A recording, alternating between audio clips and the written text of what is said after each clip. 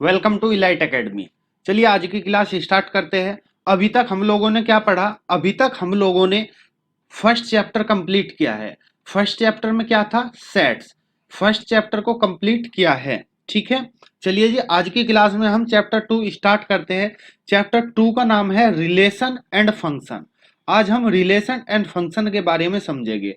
आज की क्लास में हमें क्या करना है? एक्सरसाइज 2.1 के सभी एग्जाम्पल और इसमें सभी कंसेप्ट को समझेंगे, ठीक है।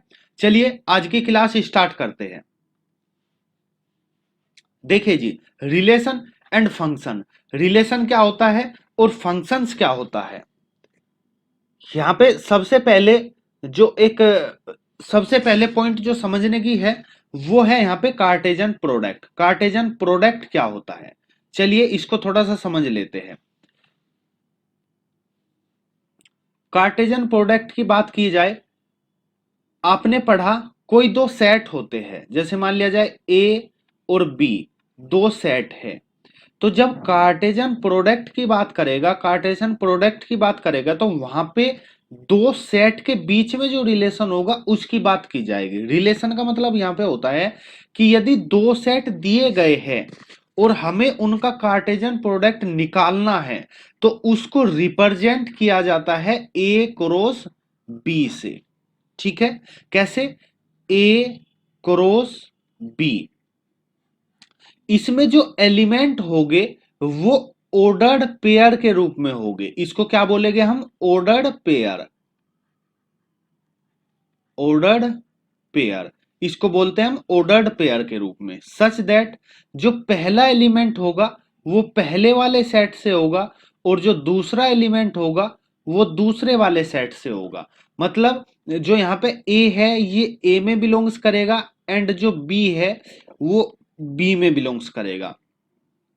इस प्रकार से जितने भी एलिमेंट बनेंगे वो सब ए क्रॉस बी में होंगे। सपोज दैट मैंने लिखा बी क्रॉस ए, तो बी क्रॉस ए का मतलब होगा जो आप यहां पे बी ए एलिमेंट लिखोगे सच दैट जो बी होगा वो बी में होगा और जो ए होगा वो ए में होगा। बात समझ में आई? कहने का मतलब यह है जो कार्टेशियन प्रोडक्ट है वो एक ऑर्डर्ड पेयर होता है। ऑर्डर्ड पेयर, जो पहला एलिमेंट होगा वो पहले सेट से बिलोंग करेगा और जो दूसरा एलिमेंट होगा वो दूसरे सेट से बिलोंग करेगा। बात क्लियर? चलिए एक एग्जाम्पल के थ्रू समझते हैं। मैंने यहां पे लिया ए लिया 1 और 2, यहां पे बी लिया गया ए बी। बात क्लियर यहां तक? चलिए अब आपको निकालना है ए क्रॉस बी। जब आप ए क्रॉस बी निकालोगे तो यहां पे आप लिखोगे ऑर्डर्ड पेयर के रूप में। तो पहले एलिमेंट किसका लेना है? ए का, मतलब ये ए का एलिमेंट पहले लेना है। तो आपको करना क्या है, जो ये ए का एलिमेंट है पहला ए, सॉरी 1, 1 को आप इन दोनों के साथ लिखोगे, मतलब 1 ए कोमा 1 बी, ठीक है। अब बात चलेगी दूसरे एलिमेंट पर। दूसरे एलिमेंट को भी इन दोनों के साथ लिखना है, मतलब 2a एंड 2b। बात क्लियर हुई? तो कुल मिला के ये एलिमेंट हो गए किसमें? Ordered pair a cross b, मतलब ordered pair a and b। Suppose that मैंने यहां पे लिखा b cross a। b cross a का मतलब ऑर्डर्ड पेयर b टू ए। अब यहां पे देखो जो पहले लिखा गया है वो है सेट ए बी, तो यहां पे जो एलिमेंट पहले आएगा वो बी के आएगा। मतलब आप लिखोगे ए 1 एंड ए 2, उसके बाद लिखोगे बी 1 और बी 2। बात क्लियर हुई? तो आप यहां से एक चीज समझे होगे क्या? जो कार्टेशियन प्रोडक्ट होता है मतलब ए क्रॉस बी इक्वल नहीं होता बी क्रॉस ए के। मतलब जो कार्टेशियन प्रोडक्ट है वो कभी भी कम्यूट नहीं करेगा। बात क्लियर? चलिए जी, उम्मीद है यहां पर बिल्कुल समझ आया होगा। जैसे यहां पे ए सेट दिया गया है, बी सेट दिया गया है इनका जो आपको निकालना है वो कार्टेशियन प्रोडक्ट निकालना है। चलिए जी, देखो जैसे यहां पे लिखा गया है, ये देखिएगा यहां पे पहले रेड को लिखा गया है बी के साथ, फिर रेड को सी के साथ, फिर रेड को एस के साथ। इसी प्रकार से फिर बी को बी के साथ, ब्लू को सी के साथ और ब्लू को एस के साथ। बात क्लियर, एकदम क्लियर हुआ होगा। चलिए जी नेक्स्ट चलिएगा। यहां पे आप देखोगे ये जो डेफिनेशन दी गई है वो ये रही, जो मैंने आपको समझाने की कोशिश की वो यही डेफिनेशन है। Give two non empty sets P and Q, then Cartesian product A cross Q, sorry P cross Q, ये रिप्रेजेंट किया जाता है P क्रॉस Q से, is the set of all ordered pair. बात clear, ordered pair of element P from P and Q, मतलब P cross Q equal to होगा ordered pair P Q such that P belongs करेगा P में और Q belongs करेगा Q में। मतलब जो पहला एलिमेंट होगा वो बिलोंग्स करेगा पहले सेट में और जो दूसरा एलिमेंट होगा वो बिलोंग्स करेगा दूसरे सेट में। क्लियर, चलिए जी नेक्स्ट चलिएगा।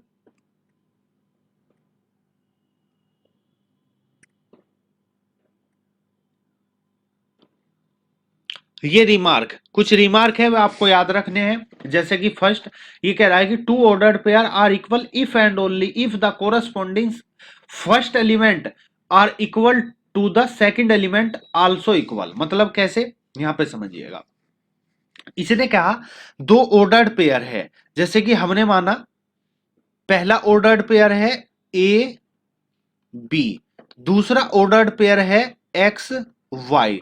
तो वो कहना चाह रहा है कि ये ऑर्डर्ड पेयर इक्वल होंगे यदि ये ए तो इक्वल होगा एक्स के और ये बी इक्वल होगा वाई के।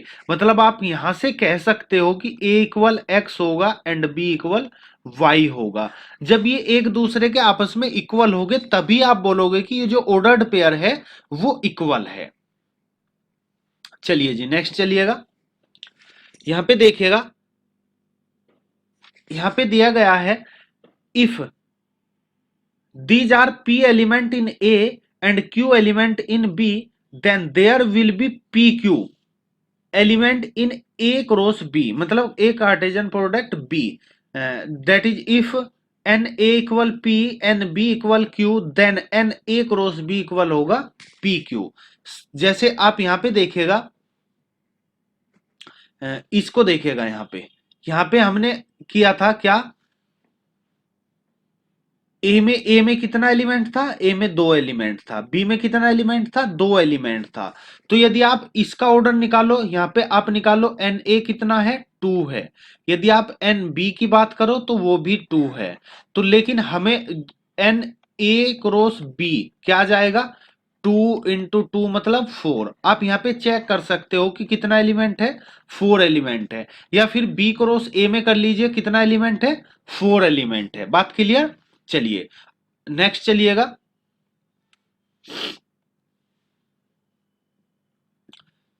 ये बात क्लियर समझ आई, चलिए जी इसका थर्ड पॉइंट समझिएगा। इसने कहा if A and B are non empty sets and either A or B is infinity set then so is A cross B.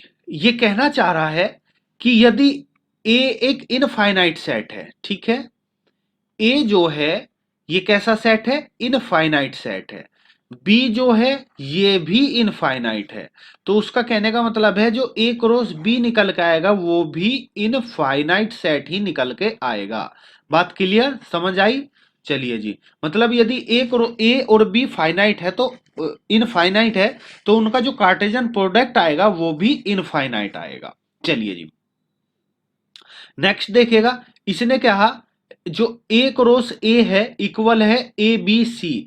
यहां पे आप देखिएगा जो पहला एलिमेंट है वो पहले में होगा, जो दूसरा एलिमेंट है वो दूसरे में होगा और जो तीसरा एलिमेंट है वो तीसरे में होगा। क्लियर, चलिए जी अब एग्जाम्पल पर चलते हैं। अभी तक हमने कार्टेशियन प्रोडक्ट को समझा आराम से, ठीक है, विद एक्सप्लेनेशन डिटेल के साथ। कार्टेशियन प्रोडक्ट होता क्या है, ए क्रॉस बी से रिप्रेजेंट किया जाता है। उसमें जो एलिमेंट होते हैं वो ऑर्डर्ड पेयर के रूप में होते हैं। जो पहला एलिमेंट होता है वो पहले सेट में होता है, जो दूसरा एलिमेंट होता है वो दूसरे सेट में होता है। चलिए जी एग्जाम्पल फर्स्ट देखिएगा। उसने कहा if X plus Y equal Y minus X plus one comma Y minus two equal है 3, 1, find the value of X and Y. यहाँ पे आप देखिएगा जो फर्स्ट पॉइंट बताया था, फर्स्ट पॉइंट बताया गया था कि यदि दो ऑर्डर्ड पेयर इक्वल है, मैंने बोला था कि जैसे यहाँ पे देखिएगा दो ऑर्डर्ड पेयर इक्वल है,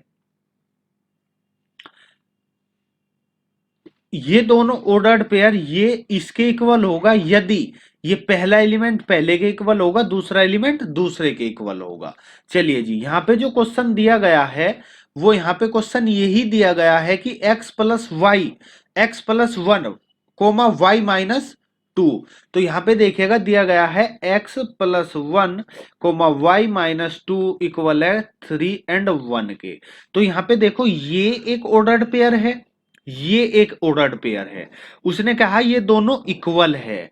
जब ये दोनों इक्वल हो गए तो इसका मतलब है जो ये पहले वाला है ये पहले वाले के इक्वल होगा और जो दूसरा है वो दूसरे के इक्वल होगा। तो आप यहां से कह सकते हो this implies x plus one equal 3 and y minus two equal 1। तो आप इस 1 को इधर ले जाओगे, माइनस का जाएगा 3 माइनस 1 और यहाँ पे y इक्वल हो जाएगा 1 प्लस टू। तो x की वैल्यू क्या आ जाएगी 2 और यहां से y की वैल्यू क्या आ जाएगी 3। तो जो ऑर्डर्ड पेयर है, जो x और y की वैल्यू है वो 2 और 3 है। बात क्लियर समझ आई? चलिए जी नेक्स्ट देखिएगा, इसने नेक्स्ट में दिया गया है इफ p इक्वल दिया है एंड q इक्वल दिया है from the set p and q and p are these two product equals. उसने कहा आपको P क्रॉस Q मतलब P Cartesian product Q and Q Cartesian product P ये दोनों निकालना है। आप यहाँ पे देखोगे जो P है वो ABC है एंड Q है वो R है। मतलब यहाँ पे देखिएगा जो A है वो है ABC और जो B है वो है केवल C, ठीक है। जो Q है वो केवल R है। बात समझ आई? ये है Q, ये है P, ठीक है। अब आपको निकालना है P cross Q and Q cross P, ये दोनों आपको फाइंड करने हैं। देखो यहाँ पे P पहले है तो P का एलिमेंट पहले आएगा, मतलब A R comma B R comma C R। बात क्लियर? चलिए जी, यदि आप Q क्रॉस P की बात करते हो तो Q का एलिमेंट क्या है? R है। तो आप इसको पहले रखोगे, मतलब RA comma RB comma R और C। बात क्लियर हुई? ये दोनों ही हमें फाइंड करना था। चलिए जी नेक्स्ट चलते हैं।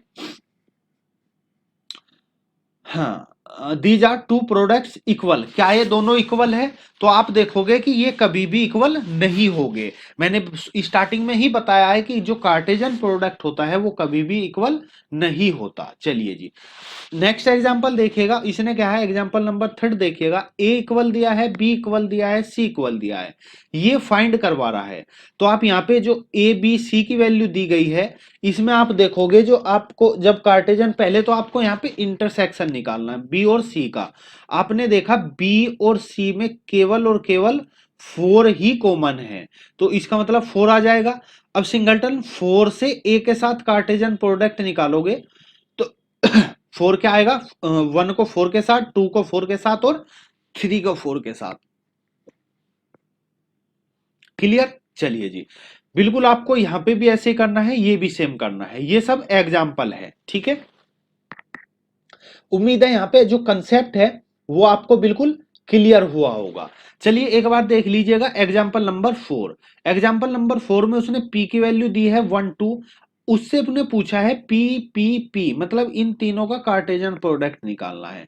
तो आपको करना क्या है, पहले तो आपको जो ये पहला एलिमेंट है ये लिखना है 1 1 1, फिर मतलब लास्ट वाला एलिमेंट चेंज होगा 2 हो सकता है, या फिर हो सकता है कि पहला एलिमेंट चेंज हो। बात क्लियर? चलिए जी एग्जाम्पल नंबर 5 देखिएगा, इसने कहा if R is the set of real number what does the Cartesian product R cross R and R cross R respectively. जब आप R क्रॉस R निकालोगे R is the real number, तो जो ordered pair आएगा वो real number का ही आएगा, ठीक है। मतलब आप यहां पे लिखोगे जो ऑर्डर्ड पेयर होगा आर क्रॉस आर होगा वो होगा एक्स कोमा वाई, जहां पर जो ये एक्स और वाई है ये आर में बिलोंग्स करेगा। बात क्लियर। यदि यहाँ पे 3 की बात की जाए तो इसी तरीके से एक्स वाई जेड, जो एक्स वाई जेड है वो कहां पे होगा, आर में होगा। ठीक है, चलिए जी, उम्मीद है यहां तक आपको बिल्कुल क्लियर हुआ होगा। चलिए एग्जांपल नंबर 6 देखिएगा। इसने कहा ए क्रॉस बी इक्वल दिया गया है and find the A and B. मैंने बोला था आपको जो कार्टेजन प्रोडक्ट होता है उसमें क्या पहले वाला जो एलिमेंट होगा वो पहले वाला एलिमेंट ए से होगा, मतलब पहले सेट से होगा, और जो दूसरे वाला एलिमेंट है वो दूसरे सेट से होगा। तो यदि बात की जाए सेट ए क्या होता है, the first element, set of first element.